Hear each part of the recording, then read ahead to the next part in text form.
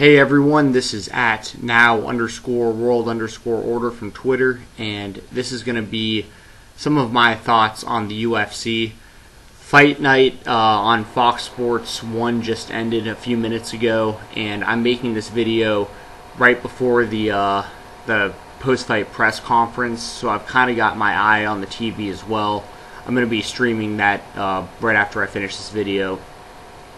But fight night was headlined by Donald Cerrone versus Jim Miller. This was a pretty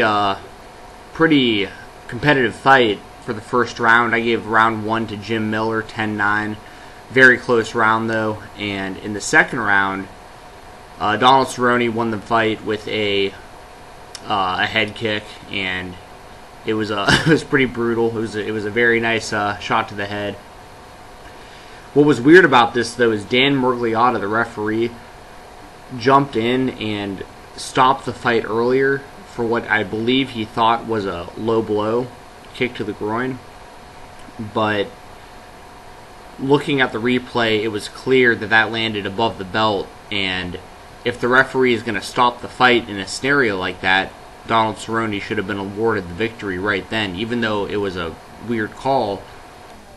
That's what should have happened, because what wound up happening was Jim Miller was stood back up but not given any recovery time, which leads me to believe that Miragliotta realized that he had made a mistake right when he stopped it. For whatever reason he stopped it, which I, like I said, believe he thought it was a low blow. Nonetheless, the right guy wound up winning.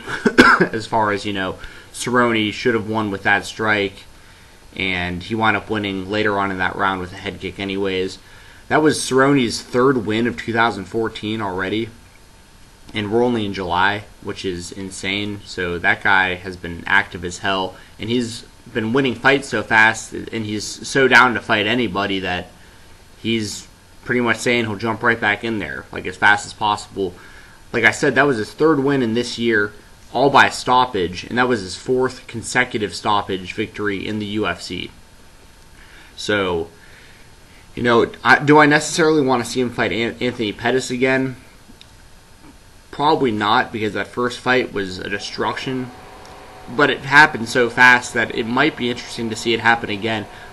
I don't think it's going to happen right away. I think Cerrone's going to have to get at least one more big victory under his belt before he's given a title shot, especially if Pettis is still the champion. The co-main event of the night was Edson Barboza defeating Evan Dunham. It was Barboza, I think that was his fourth stoppage by leg kick in the UFC, which I believe it said on the screen was a all-time UFC record, so congratulations to Edson Barboza. He's probably most well known for that wheel kick he did a few years ago that was just devastating to the head. Dunham has had a really up-and-down career. I think one of the worst decisions in UFC history was when Dunham lost to Sean Sherk by decision. I thought that Dunham clearly won that fight. That was a terrible decision in my opinion. But since then, he's kind of gone up and down, and he's an entertaining fighter, but he's just not at that elite level. But, I wish nothing but the best for Dunham in the future. I don't know what the future holds for him either. No idea. I thought this stoppage was fast. That's going to help Dunham's case a little bit. I'm sure he'll appeal it. But it was just a fast stop by the referee. It was a devastating body shot by Barboza. And Dunham most likely would have been finished right there anyways, the way that Barboza was teeing off on him. But I think he was defending himself enough that should not have been stopped when it was. Nonetheless, it was a very, very solid victory for Edson Barboza.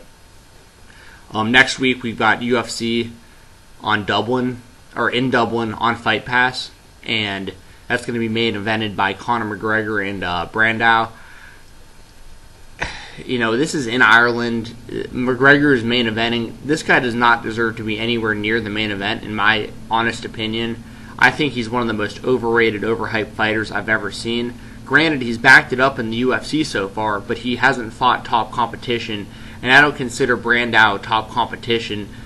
I think Brandao might pose some problems to McGregor that people don't see coming, and Brandau's he's a veteran. He's been around a while. He's coming off of a loss though to man, who did brand out his face? I gotta look it up while I'm on here. Oh no, it was Dustin Poirier, or Poirier, however you say it. There's no shame in that one. Poirier is a very good fighter. So I expect Conor McGregor to win this, especially with it being in Ireland. But I'm really interested to see him fighting, a real top level, top 5, top 10 guy, like a legit contender at that weight class. But then again, I don't know if he really deserves to right now anyways, to be completely honest. I'll do a full video on a full preview video rather on this fight, on this card, in the next couple days. It's coming up on Saturday, so I'll do it very soon for y'all. Also on that card, we're gonna have Brad Pickett versus Ian Uncle Creepy McCall. Awesome fight. I'm a big fan of McCall. Pickett always comes to fight, very entertaining. This one, I feel like there's no way this one's going to be a bad fight. Some other big UFC news recently. Holly Holm, former 18-time champion in boxing, has signed with the UFC. This is huge for the women's division. And according to Dana White, he's going to get a deal done with Gina Carano very soon. So there could be 2 big names coming to the UFC women's division. The bantamweight division, I'm assuming. I don't know what Carano's going to do. I don't know if she can make bantamweight or if they're going to actually create another weight class for her. We're going to see the debut rather of the strawweight women very soon, the 115-pound women. So that'll be interesting. I'm all for women's fighting as long as they're at a UFC type level. I'm all for it, Ronda Rousey has been incredible. I'll watch her fight every single card she's on, for sure. Holly Holm, though, that's very interesting because I believe she's got like 33 wins in boxing, and she has 7 wins in MMA, I believe.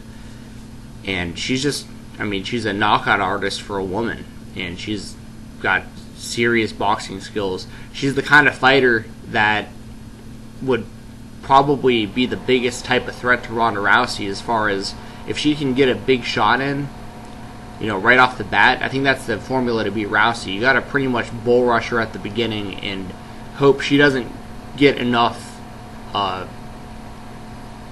You got to keep enough distance away from Rousey so that she can't throw you or bring you to the ground, because once you're on the ground, you're in her world, and there's nothing any woman in the world is going to be able to do about that.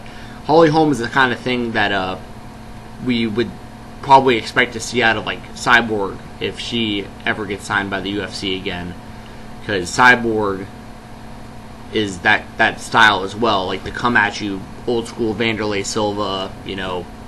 Holly Holm, I'm sure, is a lot more composed, and she's a lot more technical. But anyways, I think Holm is going to need to come in and win a fight or 2 anyways. But if she does come in and she does win and she does look impressive, I can see her being one of, if not the next contender to Ronda Rousey, because Rousey's out with a broken hand right now. So, see what happens there. Love the women fighting. Love it. On July 26th, we're going to have UFC on Fox. That's another show before the end of the year. So, or the end of the month, rather. And that's going to be headlined by Robbie Lawler versus Matt Brown. That fight, that's a dream fight. That's insane. That is such a sick fight. I'm so happy the UFC, Dana White, Lorenzo Fertitta, anyone who had to do with making this fight happen, Joe Silva, anyone. This is amazing. This is a fight for the fans. I would order this on pay-per-view, even though it's not for a title. But it might as well be. Robbie Lawler came damn close to being the champion. Johnny Hendricks isn't going to fight until this matchup is resolved because he's been on the shelf with some injuries. The winner of Brown versus Lawler is absolutely, without a doubt, the number 1 contender at welterweight in the UFC. You got Rory McDonald just right under that rung, but Lawler versus Brown, that's the number 1 contender fight. I don't care if it's the worst fight in the world, the most boring fight in the world. I highly doubt it will be. This has all the signs of being the greatest fight ever. But regardless of what happens in the fight, whoever wins, the outcome should be the winner of this fights Johnny Hendricks next for the championship. Also on that show, we're going to have Anthony Rumble Johnson taking on Antonio Ruggiero Nogueira, or Little Nog.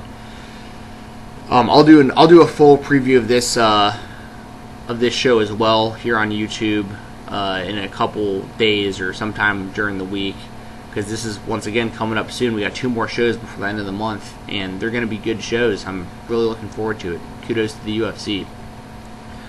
But this Johnson Nogueira fight, Nogueira's got to make it to the fight first. I mean, this guy seems to get injured right before fights over and over again. I'm not trash talking the guy, but what I'm kind of getting at is I want this fight to happen for the sake of, Anthony Johnson came in with a big bang, and his fight with Phil Davis, he just showed that he's a beast back here in the UFC. So like I said, keep your eye out for a new video very soon, within the next day or so, on the UFC Dublin show. And then this UFC on Fox, Lawler versus Brown, I'll be doing one on that soon too. And that's on the big network, the big Fox network, so awesome stuff there. Last thing I want to talk about is the cancellation of UFC 176. It was officially canceled. I got a lot of thoughts and feelings on this, but ultimately I think the UFC made the right decision. Jacare Souza versus Gegard Mousasi 2. It's going to be their second fight. That was the biggest fight on the show, and it's going to headline a future UFC fight night on September 5th. It's a rematch. Mousasi beat Jacare by first round upkick in, I think it was 2008 at Dream 6. So this is a huge rematch, especially now because Jacare is actually positioned higher in the rankings than Mousasi is. And I think Jacare will receive a championship fight against the winner of Vitor Belfort and Chris Weidman, if and when that fight does happen. I think Jacare will be the next in line if he wins. Mousasi might be also. He's right there in the conversation, but he may be one more win away than Jacare is, just because of his setback against Lyoto Machida. Trying to think of what else. With the fight being canceled, I understand the UFC's positioning here. Like I said before, Mousasi vs. Jacare is main event worthy, just not on pay-per-view. I said that in a previous video, and that's exactly what's happening. And I don't think Chad Mendes should have had to fight anybody. I've talked about that in my last video too. So I think the UFC made the right move. But here's the thing. If the UFC is going to put on this many shows, especially for free, they need to be beefing up their pay-per-view, because when an entire pay-per-view card can be scrapped because one fight goes down, that means the rest of the card just was not on par enough, in my opinion. Like I said, Mousasi Jacare 2, yeah, that's a huge fight, but the rest of the card wasn't that impressive for a pay-per-view, especially when you're giving away stuff like Matt Brown versus Robbie Lawler on free television, which, yeah, like I said, it's not a title fight, but I mean, that's a gigantic fight.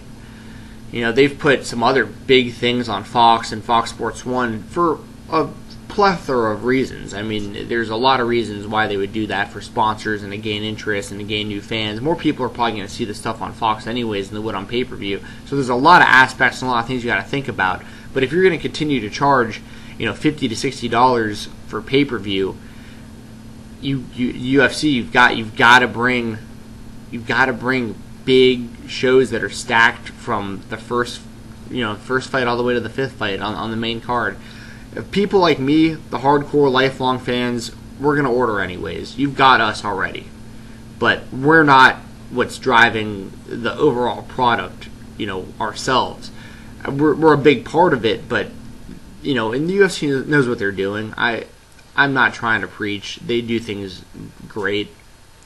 But all I'm saying is, just like with the WWE, you have to cater to a casual fan. And Jacare versus Mousasi to a casual fan means absolutely nothing. To me, it means everything. I love it. But to a casual fan, it doesn't. So that's just my 2 cents on that.